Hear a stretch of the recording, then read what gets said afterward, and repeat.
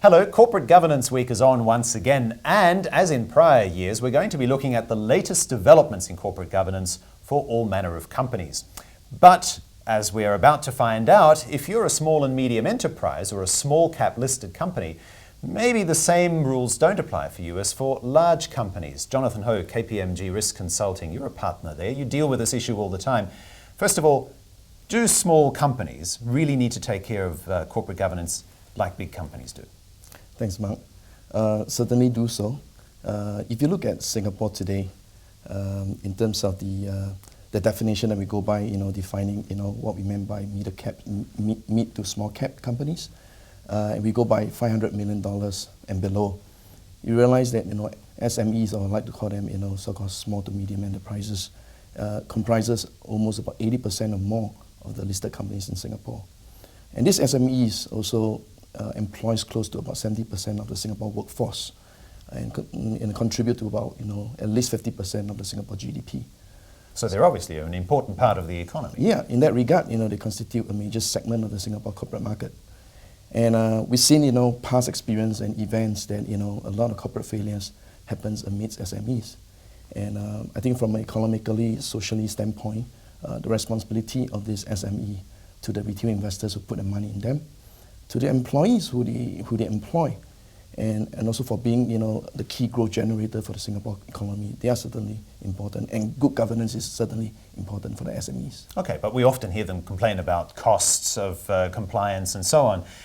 Should there be free kicks for these small and medium enterprises that maybe we shouldn't afford to the larger companies? Yeah, there's, I think, a continuous widespread belief that implementing corporate governance, entails high costs. And the belief that this cost may not ultimately generate the type of envisaged benefits to the organization.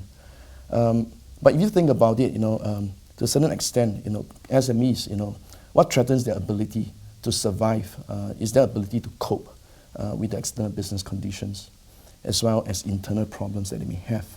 So I'm pretty sure good governance system will help to support chances of survival by these SMEs to not just perform well, to grow, as well to adopt better processes for decision making. Okay, but back to my question, which is whether the small and medium enterprises should have exactly the same standards of corporate governance forced upon them. Should they have perhaps slightly more relaxed rules than the large caps? Yeah. So Mark, if you were to ask me this question 7 months ago, I would say that one of the key challenges and important challenge for the SME is the one-size-fits-all corporate governance practice. As you know, our existing corporate governance code is really so-called formed with the larger listed companies, in mind. For the smaller SMEs, to a large extent, they may not assume, or they may assume and regard that a lot of these governance criteria may be irrelevant to them. As you know, the newly introduced GEMS, the governance evaluation for the mid and small caps, exactly serve to so-called bridge this so-called differences and expectation gap.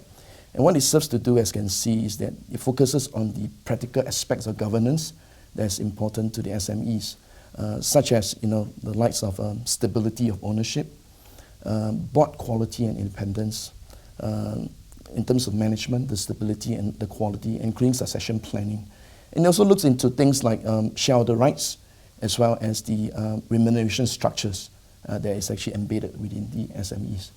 And I feel that for SME, governance aspects should be practically focuses on the day-to-day operations, because unlike larger listed companies, they are likely to be more structured. And what they'll be focusing on a lot in disclosing is information about their frameworks, their processes, that's already well embedded in the organization. Right. And we'll hear more from your views and, of course, the other panelists at the Corporate Governance Week. Jonathan Ho, thank you so much for coming in. Thank you. And for more details, go to the website that's on your screen now. And see you during CG Week.